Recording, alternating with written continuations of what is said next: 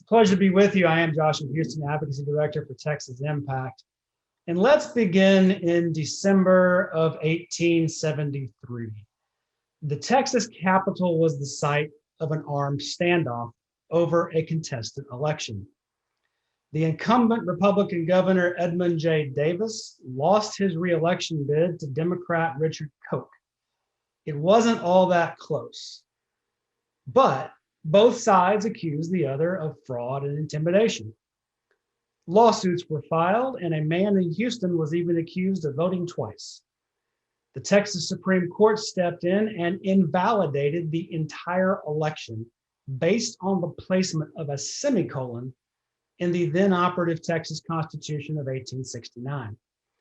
That court is forever known to Texas history as the Semicolon Court. And based on that decision, Governor Davis refused to leave office. A days-long standoff between armed militias supporting both candidates took place in the halls of the old Capitol. Davis and his supporters barricaded themselves in his office, and the militia, supporting Governor Koch, broke into the building and swore him into office on the House floor. And for 2 days, Texas had two governors. Governor Davis looked to the federal government for assistance. President Ulysses S. Grant telegrammed him back, and the president said, and I quote, "Would it not be prudent as well as right to yield to the verdict of the people as expressed by their ballots?" So with no help coming from the federal government, Governor Davis stood down and Governor Koch took office. There's nothing new under the sun, is there? We've heard the term unprecedented thrown around a lot lately, but our current moment is completely precedented. After the Capitol standoff in 1873, things got worse before they got better. By 1900, once again, it did not look like the world's first experiment with representational democracy was going to survive. Historians call this period the Gilded Age, and here's where things went after that standoff. Social Darwinism became the dominant political and legal philosophy. It argued that the rich were rich because they were superior, that they were the smartest and the strongest, and therefore had risen to the top of society through natural selection. The poor, by contrast, were poor because they were inferior and deserved whatever they got. The society as a whole valued selfishness and cutthroat competition, and any government intervention to change that violated the natural order and the Constitution itself. Eugenics was a popular pseudoscience. Former slaves were re-enslaved through legal devices like apprenticeship and convict labor. Europe had a human migration crisis. And as the number of immigrants in the country climbed to numbers similar to what we have today, xenophobia was rampant against all these quote unquote hyphenated Americans. The social fabric was completely frayed. Government was for sale. The gap between the rich and the poor was never higher and greater. People were socially disconnected as new technologies displaced them and forever transformed what our society looks like, as well as what our families look like. People were even more polarized than today. In 1877, an event called the Great Upheaval shut down all commerce across the United States in a coordinated labor strike that was violently put down state by the state governments. Thereafter, labor strikes were routinely violent. In a coordinated effort, owners would hire private security firms like the Pinkertons, and they would infiltrate demonstrations in order to start violence. That violence provided the pretext for the state government to then step in and use their police powers to break the strike. During this period, there was even a disputed presidential election in 1876. Ultimately, the House of Representatives stepped in to make a deal to end Reconstruction, and in exchange, Rutherford B. Hayes became the president in January of 1877. Later, about 2-3 decades later, in 1901, anarchists assassinated a president. And the Supreme Court of the United States was a complete lost cause. They set legal precedents that the legal community today is still trying to work around. It overturned the Civil Rights Act of 1875, which necessitated a civil rights movement 90 years later. It ruled that women were not allowed to vote, necessitating a suffrage movement that would not be successful for another 50 years. It ruled child labor laws were unconstitutional, including those that state and local governments passed to protect children. It even ruled that forced sterilization of, quote, imbeciles, morons, and the feeble-minded were perfectly constitutional. This is a picture of Carrie Buck, for whom the Supreme Court wrote, and I am quoting from the actual opinion, 3 generations of imbeciles is enough.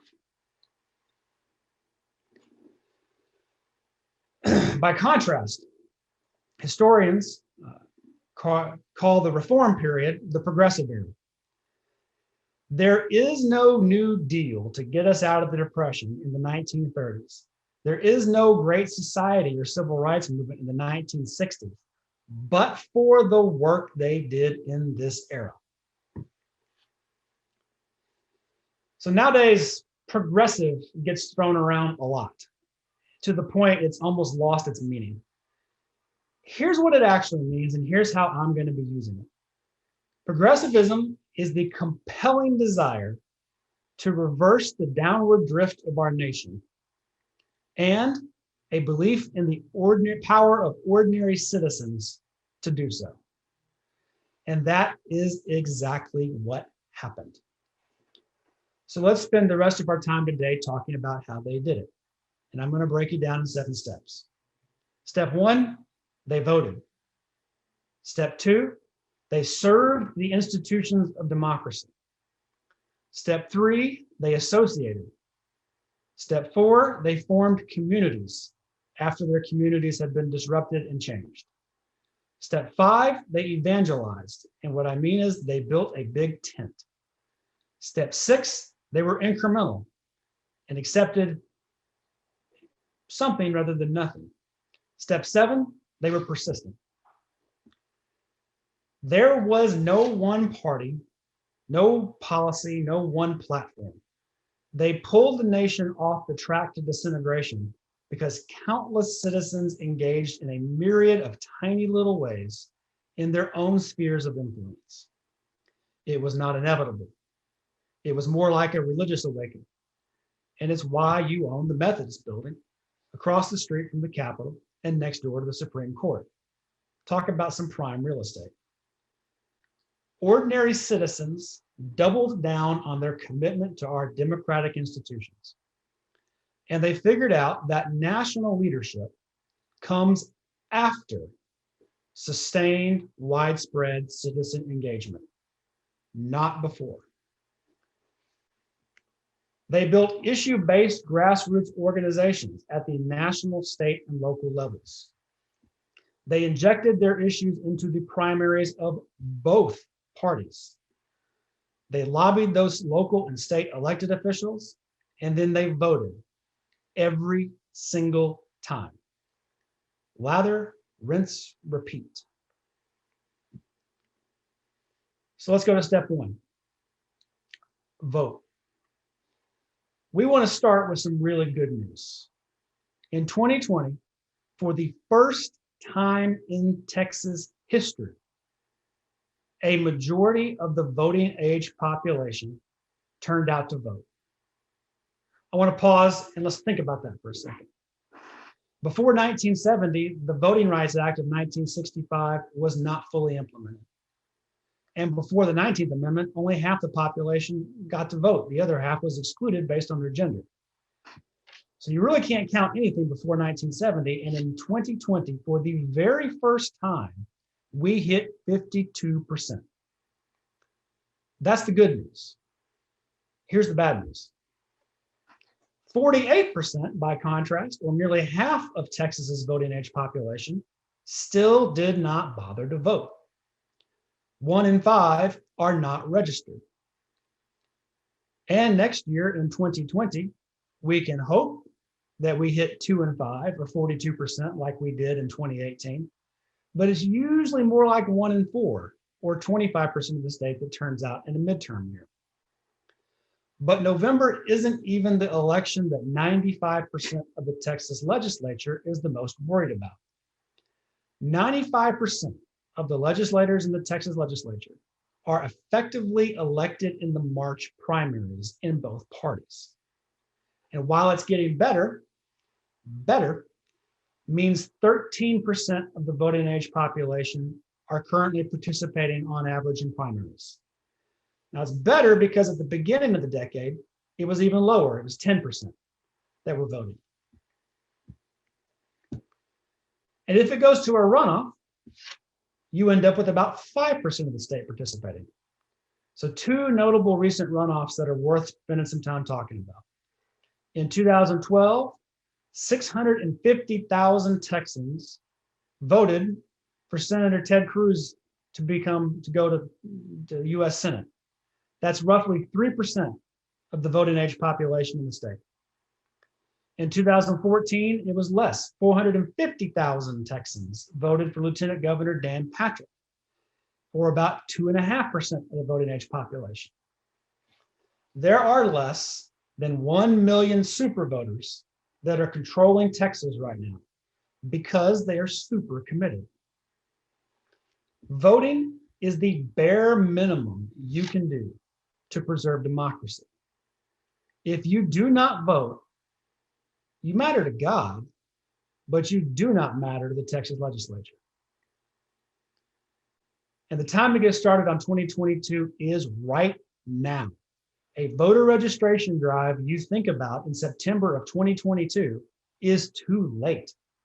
You need to plan right now for a voter registration drive in September of 2021, or whenever it is that we are able to hit the ground running after a vaccine has been adequately distributed. Step 2, serve institutions of democracy.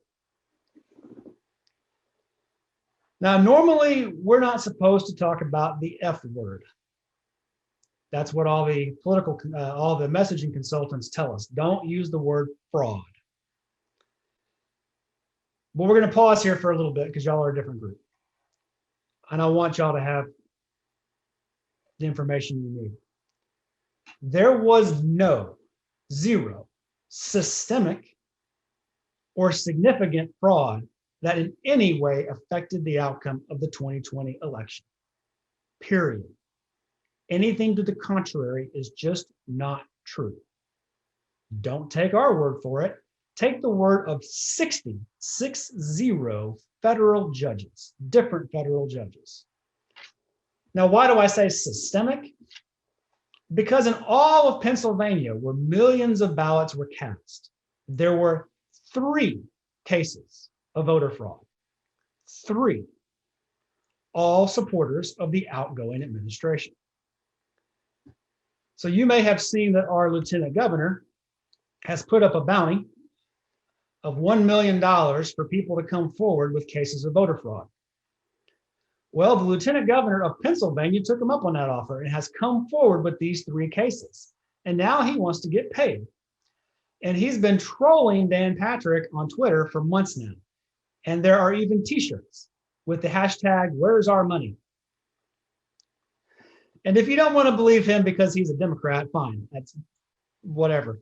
In Georgia, the Republican Secretary of State, who, by the way, has had death threats levied against him and more pressure put on him than a South African diamond, has said on 60 Minutes that there were a total of 12 instances out of the millions of ballots cast in Georgia. 12. Let's use some common sense, folks. There are 10,000 polling locations just in Texas alone. Each location has at least 4 people to administer them: a judge, an alternate judge of the other political party, and 2 clerks. Over 10,000 polling locations, that's 40,000 people alone that are just serving as election judges. Then factor in all the county employees across 254 counties, the clerk, the voter registrar, the IT people, the trainers, the tabulators, the ballot by mail counters, who, by the way, are election judges appointed equally from lists provided to the county by both political parties.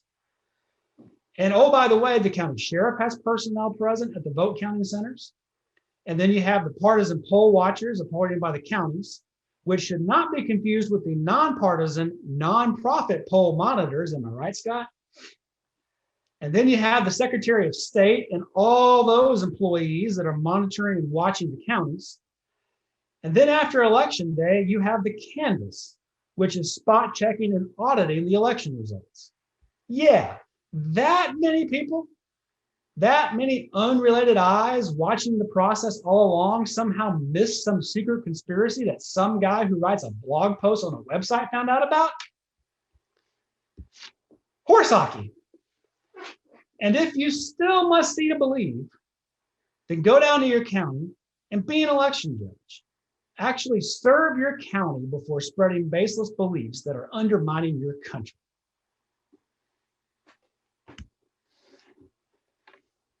The local election administrators are the real heroes of 2020. If Time Magazine gave me a vote, it's the local election administrators who are the people of the year. It is the thousands of election administrators and their staffs from both parties who have been under the face of death threats just for doing their jobs that have preserved democracy. And if you want to double down on your commitment to democracy, make a plan right now to be an election judge in 2022. How we get out of this mess is person by person. And when someone in your Sunday school class uses the F word, you need to be able to call BS because you served as an election judge. You need your pastor to be able to tell the congregation that she worked with the county and this is what she saw. Now, you're not going to persuade the paranoid, but your credibility discredits theirs and keeps others from falling for the big lie. Step 3, you have to associate. It is absolutely imperative that you do not try to do this alone. Join something. Ideally, we would suggest an issue-focused, nonpartisan grassroots organization or two. Next to the election apparatus itself, these are the next most important institutions to build up and preserve democracy. It is absolutely critical for ordinary citizens like you to become $40 members of grassroots organizations for at least 3 reasons. 1, we cannot wait around for philanthropy to step up and write a big check. That's the situation every grassroots organization is in right now and has been for a very long time. Overly dependent on the meager resources bestowed from foundations. That chronic underfunding causes us to be siloed off from one another in our various reform efforts, and we compete with one another for the same resources. Second, having members make an organization authentic. I am a big believer in membership organizations for this reason. We're not a front for a wealthy donor or a political party. We are ordinary, everyday citizens doing this together. And third, history supports the efficacy of membership organizations. And history supports that the very best ones were issue-oriented, not partisan. So in the 1880s, the robber baron Jay Gould would say, quote, "I'm a Republican in a Republican district, I'm a Democrat in a Democratic district, but I am always for the Erie Railroad." Well, by 1900, progressives figured this out, and they did it even better. By 1920, they had done the hardest thing to achieve in American politics, not once, but 4 times. I cannot overstate how truly remarkable that is, because even the Civil War only caused the US Constitution to be amended 3 times. Take the prohibitionists as an example, love them or hate them. They didn't care if somebody was a Republican or a Democrat. They only cared if they were wet or dry. Take the Women's Christian Temperance Union as an example. And let me pause for a second and just say, unfortunately, they are remembered for their one big bad idea. And I hope this doesn't happen to me one day. But obviously, that idea was prohibition. But we should not forget, they created teenagers as we now know that concept. They championed child labor laws. They created compulsory education requirements for public education.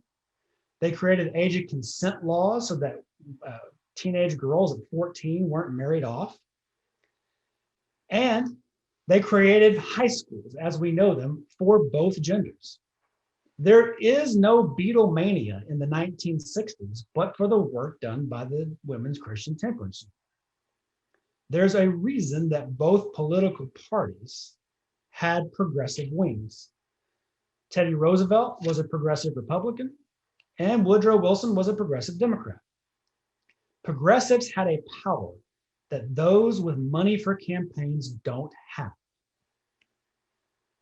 That's the power of one person, one vote. In a democracy, money only prevails when people aren't paying attention. And there is zero reason that this can't happen again in American history. One of the things I really like about working for mainline Protestants and the emerging interfaith communities in general is that our congregations are not partisan and they are not homogeneous. That diversity is our strength. Texas Impact ran our database of 22,000 against the voter file. And we found out that about 38% of you vote in the primaries, which is way above those averages that I just gave you, 4 times higher than the state average. 50% of you vote in the Democratic primary. 42% of you vote in the Republican primary. And 8% of you have a mixed primary history. Now, I'm not naive, that has challenges. But the strength is that we're never shut out. And I cannot understate to you the importance of primaries and the importance of organizing to inject your issue into those primaries. For those that have been watching, have you noticed that support for public schools is a huge fault line in the Republican Party? There's no reason this can't be true for any other issue. For example, expanding Medicaid. The same arguments apply to expanding Medicaid that pertain to public schools, especially in rural areas where hospitals are being closed and businesses don't want to relocate there because of it. And if you're in an urban area, let's watch and see what happens with LGBTQ equality and non-discrimination over in the Texas House this session. The goal is to get a non-discrimination statute through the Texas House. If this happens, then it's going to be on all of us who ask for that vote to then go back home and support their tough vote. Now, this may mean crossing over from your preferred party that you vote for in November in order to support that vote in March. It just depends on where you live. It's very specific to each one of you individually. But how are you going to know any of this if you aren't associated with a grassroots organization working closely with the legislature? Local newspapers are understaffed and going out of business, and a state representative rarely makes news anyway. At a minimum, you need to be getting the email updates and the action alerts from groups like us. Better if you call your representative when the action alert asks you to. And even better is if you join our rapid response list. Now, rapid response is a list that Scott activates when a phone call needs to be made right away, and we need people that we can count on to do it right away. That rapid response list has successfully bottled up some bad bills and has forced amendments. And I cannot overstate this importance, especially in a COVID-19 session. Even better is if you listen to Weekly Witness. It's our podcast. And this will enable you to know what's going on every single week in the Texas legislature so that you can inform others in your community. And finally, when you're ready and able, because it does take some time, Join a legislative engagement group. There is no super secret lobby strategy for how to do a COVID-19 session. It is just not a good idea to be in the building, not just for my health or our health, but do you think those staff that have to be there really want to take an in-person meeting? It's not a good idea to make enemies or just make mad legislative staff if you're a lobbyist. That's just speaks for itself. But that means that I cannot just go plop in an office until the staff we need is available to talk to me. We can't stalk legislators between the floor and a committee hearing, knowing where they're going to have to pass through. I can't force them to talk to me. We aren't really sure how to even do committee hearings. And there is no bumping into a lobbyist friend or a staff person in the hallway or in the cafeteria just to find out what changed overnight. We're going to have to rely on you as a constituent for access. But I have some good news. Legislators and their staff are a lot more responsive to constituents than I have seen in 15 years of doing this kind of work, especially when that work is being done through a grassroots organization. Now, this has been a trend. I don't want to say it's happened just in the last month, because it has been a trend over several years, but we've observed that it's really escalated in the past month. We think it's a lot like that Mr. Rogers episode that I saw as a kid, where he tells the kids that when things are scary, to look for the helpers. I could not be more honored at a time like this than to work for an organization that is known as one of the helpers.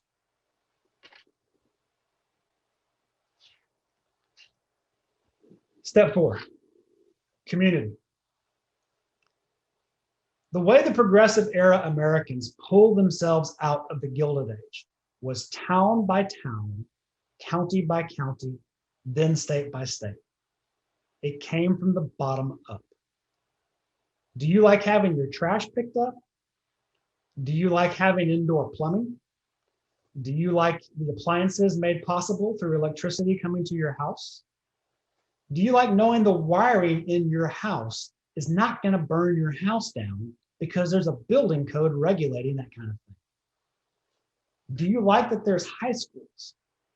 All of these things we take for granted, but they were local innovations from the progressive era. And true policy innovation requires openness to experimentation that is not premised on ideological belief. Now, this session, the attacks by the state legislature on local government are going to continue. I urge you not to get distracted by whether you like a particular policy or not. Whether it's plastic bag bans at the grocery store, or backyard oil wells, or paid sick leave, the minimum wage, payday lending regulations, or police reform, here's what every state attack on local government has in common. They want to take away your vote and your voice as a voter.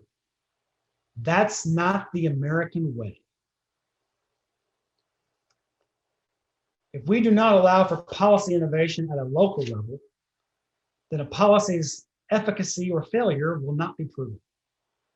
And I kind of wonder if that's exactly the concern.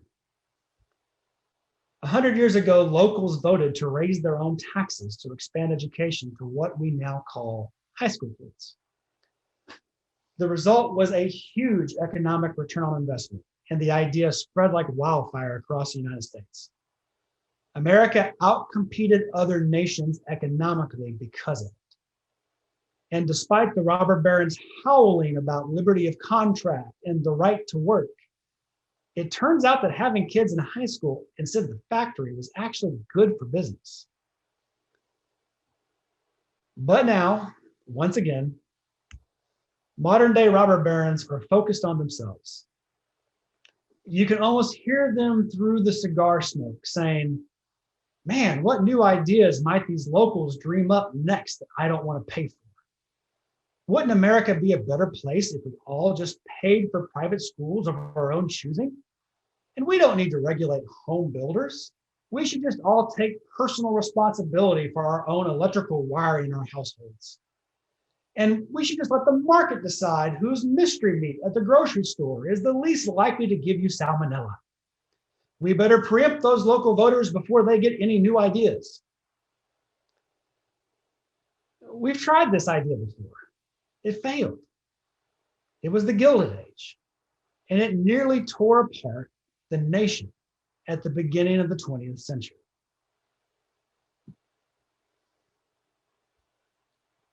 We have to discipline ourselves to turn off cable news networks and spend some time on state and local issues. For instance, who's the county chair of your favorite political party right now? Who's your county commissioner? Who's your city council member? Who's your sheriff or police chief? What policies are they working on? Watching the legislature is a full-time job, and there is absolutely no way that we can cover 1,100 municipalities and 254 counties. And even if we could, we wouldn't be an authentic part of that community. Your community needs you to be the experts on the needs of your community. The good news is that your local church probably has some idea about what those needs are. And if not, then here's where you need to start. Texas Impact has a guide for local congregations that will help you to assess the needs of your community so that you can better decide where to focus your mission programs. Just Google Texas Impact Treasure Hunt and it'll pop right up at you. Your community needs you in a legislative engagement group. Now, the way districts are drawn, especially in urban areas, it might be a little weird to think of your house district as a community. Nevertheless, that is the legal term of art. They are communities of interest, as we learned earlier a couple hours ago. And we're going to innovate, Texas Impact is, with our legislative engagement groups. Frankly, because you've told us, we know that some of you really don't like your state representative. And we know that some of you really just don't want to do a meeting with that person. We also know that some of you just really can't do a weekly meeting. Okay, we've heard it. Nevertheless, we think the legs are still a place for you. We are working on making these teams of people. And your community needs you on the team. Others will go to the meeting. That's okay. These teams need some folks working on finding better representation too, if that's what you're so called. But to be deeply concerned with the needs of the community requires a both-and approach. It needs present-oriented pragmatists that are good at making lemonade out of lemons, and it needs future-oriented folks that are looking for better fruit. It's a both-and, not an either-or. Because news media outlets really can't tell you much about your state rep. And there is just no substitute for engagement with them. And then communicating about that engagement with others. Which brings me to step number 5. Evangelize. Democracy is about addition, not subtraction. We need a very big tent. No matter how outraged you think you are, if you cannot find 5 friends to go vote or to join an organization, then you aren't really serious. It's just like church. People do not magically appear one Sunday morning. We have to quit waiting around for people to volunteer themselves. They have to be recruited. And like any discipleship, it has a cost. After 2020, I don't think I need to explain the pain that comes with broken relationships with friends and family. Nor do I have a good solution for that pain. But we would encourage you to dust off your sandals and press on. Maybe seek answers in the New Testament. I mean, the New Testament is no stranger to good people being led astray by false prophets. and continue to pray for the day that you too can rejoice when the prodigal son returns home. But until that time, don't let yourself be distracted from the work, or the pain is for nothing. Which brings me to part 2 of evangelism. We aren't just inviting people into the tent, but we're building a bigger one. So if our policy proposals are not palatable, then we need to know why. Let's take the issue of Medicaid expansion for an example.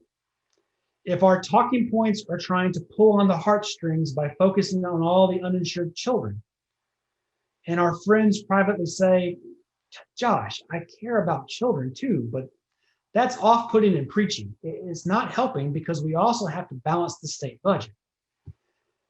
Then we're real stupid if we don't listen.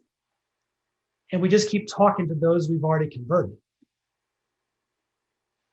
Those relationships are critical because sometimes you have the right message, but it's just bad timing. And you won't know that without the ability to have a conversation. Now let's take Medicaid expansion as an example again. It's been real baffling for those of us working on it because who wouldn't like lower property taxes and lower insurance premiums? And it's been our conservative friends that have encouraged us to keep on message. They explain that the message of fiscal responsibility is the right approach. It's the right message. It's just bad timing politically because a rival faction in their own party has been running on all things related to Obamacare. And at the time, they really wanted the truth to prevail. And the truth is that the economic activity of Medicaid expansion would generate new revenue to offset any state expenditure and also enable local governments to lower their property taxes. 3 different studies have looked at it from former comptroller employees. It's a fact. But we've stayed on it, and a decade later, we're having the conversation again. Step 6, incrementalism. Progressives were multi-issue incrementalists. If you look at the broad range of issues they were working on, let's name them: universal health care, safety nets for the elderly, the jobless, the disabled, progressive income tax and estate taxation, environmental regulation, labor reform, curtailing monopoly power, gender equality, campaign finance reform. Did they fix all those things? No. Did they move the ball down the field? Absolutely. They were pragmatists that accepted slow and steady reform. Which brings me to step 7. Commitment, resilience, persistence. Pick your favorite word. But incrementalism requires the long game. You've got to be in it for the long game. Imagine being Anna Howard Shaw as a young college student, reading the news that the US Supreme Court ruled that the Constitution had to be amended for you to vote. And then spending 4 decades of your career fighting for the equal right to vote, only to pass away 1 month before the 19th Amendment was ratified. Or Ida B. Wells, who was drug off a train at 22 years old for refusing to give up her seat, and then watching the US Supreme Court gut the Civil Rights Act of 1875. Then after her friends were lynched, she started a newspaper which investigated and documented lynchings for the next 4 decades. 4 decades of looking at that sort of evil. She helped found the NAACP, but she did not live to see any of Thurgood Marshall's legal successes, to see Rosa Parks keep her seat, or the Civil Rights Act of 1964. Or Frances Perkins, who before she was the very first female cabinet secretary under FDR, watched 146 women burn alive in the Triangle Shirt Fire because the owners wouldn't install a fire escape and the legislature was too indifferent to make them. She realized that no amount of charity would ever remedy that kind of greed or indifference. But she died never having been free to be open about who she loved.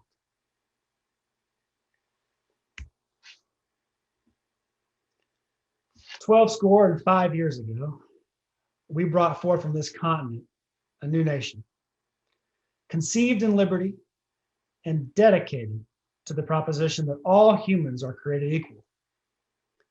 And just like those who walked across the Edmund Pettus Bridge, liberated concentration camps, or demanded the vote, it is our turn to be tested as to whether this nation or any nation so conceived and so dedicated can long endure. It is for us to continue the unfinished work for which so many Americans have fought, so that government of the people, by the people, and for the people shall not perish from this earth. Thanks be to God.